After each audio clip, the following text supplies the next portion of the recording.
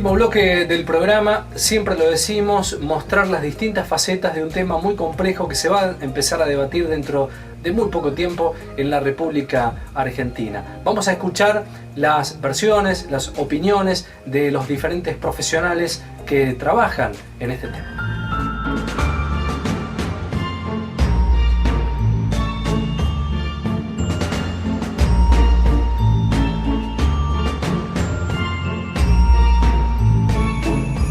Indudablemente que este es una alternativa de colisión o conflicto de normas supremas y derechos personalísimos a la vida, a la disposición del propio cuerpo, y últimamente se ha jerarquizado la discusión respecto a la igualdad.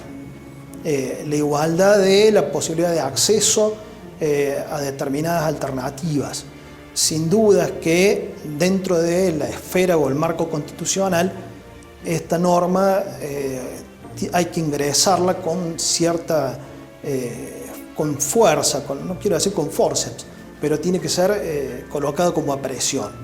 De todos modos, un punto a destacar es la igualdad en el acceso de las distintas personas a la salud, a los distintos tratamientos. Desde el punto de vista físico puede haber inconvenientes si no es realizado en determinadas condiciones de asepsia, antisepsia o condiciones de quien lo lleva adelante para hacerlo, de riesgo de vida. Y hoy eventualmente hay una alta tasa de mortalidad en mujeres que llevan adelante en condiciones no óptimas. En principio la norma es de un texto relativamente sencillo, es corta, por así decirlo, en su articulado, y las modificaciones que prevé el Código Penal. Por un lado, la de retirar la sanción o la punición para realización de abortos con el consentimiento, por supuesto, de la mujer o de la entidad gestante, aplican la sanción también a aquel que no lo realice siendo profesional de la salud o la institución. No se expresa, no hay ninguna referencia a la posibilidad de sustraerse por cuestiones convictivas, religiosas o demás. La normativa en varios aspectos o en varias partes de su articulado habla de atenerse a criterios objetivos, científicos, actualizados y laicos. Sin duda es que la implementación de una norma de estas características conllevaría una modificación sustancial en la vida cotidiana de organizaciones y distintas instituciones, sanatoriales en este caso. La normativa prevé que ante la solicitud de la mujer o entidad gestante de la interrupción voluntaria del embarazo, sin estar en ninguna de las causales que ya la ley al día de hoy menciona, la institución sanatorial tiene que brindarla, a la cual ella lo solicite, sea pública, privada, y incluso la obra social o prepaga o cualquier sistema de salud, tiene que brindarlo en el plazo de máximo de 5 días corridos. Esto sin duda conlleva una logística y una organización que la verdad desconozco si las instituciones hoy lo tienen. En los países del primer mundo eventualmente ya están instaurados como un método en el cual da una resolución a la solicitud de determinados pacientes. Yo creo que todo va progresando y avanzando y nosotros estamos a lo mejor con leyes muy viejas que no contempla ese tipo de situación.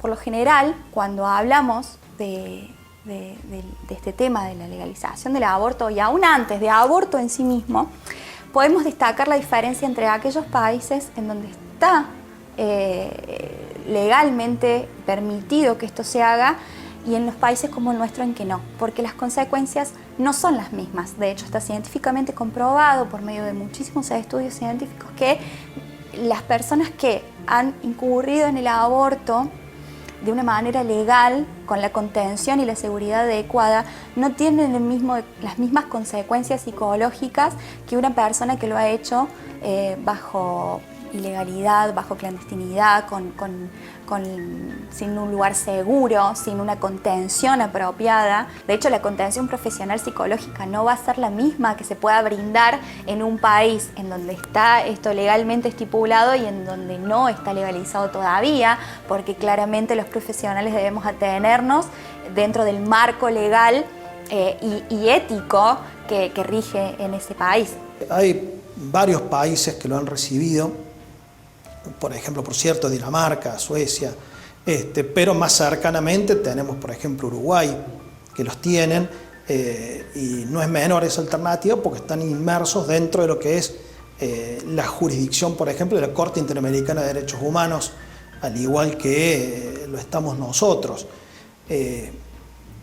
Estos países que tienen esta alternativa adecuaron y ya tenían adecuados sus sistemas de salud para la prestación de estas tareas. Lo que la normativa prevé es que la mujer o entidad gestante hasta los 13 años tiene que brindar su voluntad, su consentimiento y estar acompañado por lo menos de uno de sus progenitores, no de ambos. Y hay otros que requieren el consentimiento de ambos, por ejemplo, salir del país, contraer matrimonio. Aquí, para la interrupción voluntaria del embarazo, de por lo menos uno. Entre los 13 y los 16 años se la considera con capacidad y madurez suficiente para resolverlo por sí misma, con el acompañamiento de alguna de las personas antes mencionadas, y a partir de los 16 es considerada mayor para la realización de esto.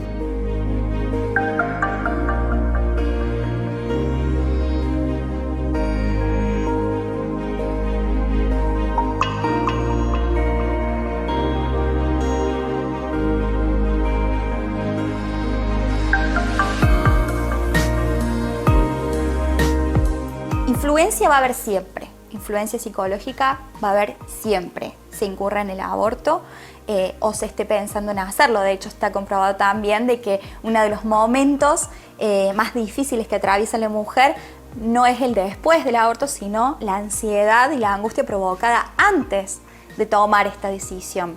Entonces, siempre va a producir una influencia psicológica o emocional el tomar este tipo de decisiones, sea negativa o sea positiva. Hay una investigación que habla sobre el síndrome post-aborto, se llama SPA. No está admitido todavía este síndrome luego de las últimas revisiones del Manual de Diagnósticos de Salud de Enfermedades Mentales. ¿Por qué?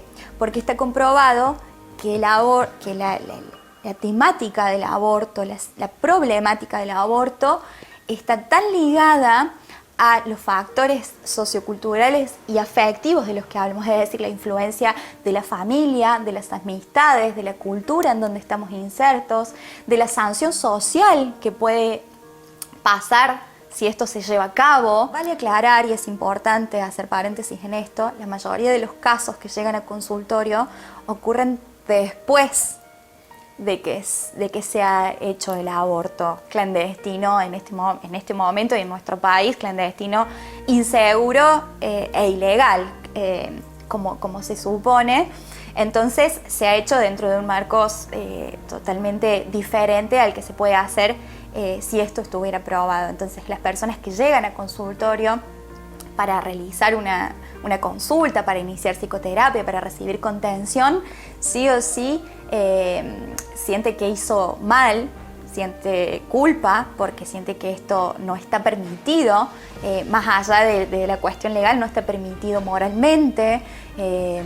Entonces la culpa se apodera de esta persona, pudiendo causar claramente algunas otras patologías emocionales o psicológicas, si queremos decirles, como la depresión, las crisis de angustia, la melancolía.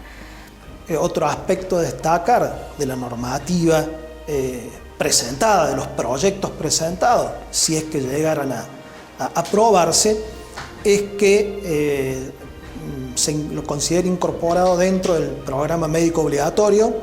Entonces, todas aquellas prestadoras de salud, obras sociales, mutuales, prepaga, el propio Estado si es que no tuviera cobertura, menciona obras sindicales, obras sociales universitarias y demás, tienen que cubrir diagnóstico, medicamentos y el tratamiento necesario para la contención de la entidad gestante, mujer en este caso, de estas alternativas. Y respecto a la cuestión educativa, plantea que una vez sancionada y entrada en vigencia, en el ciclo lectivo posterior deberá incorporarse en la ESI, la educación sexual integral, y ser brindada con la perspectiva de género y a partir de los derechos de la mujer gestante.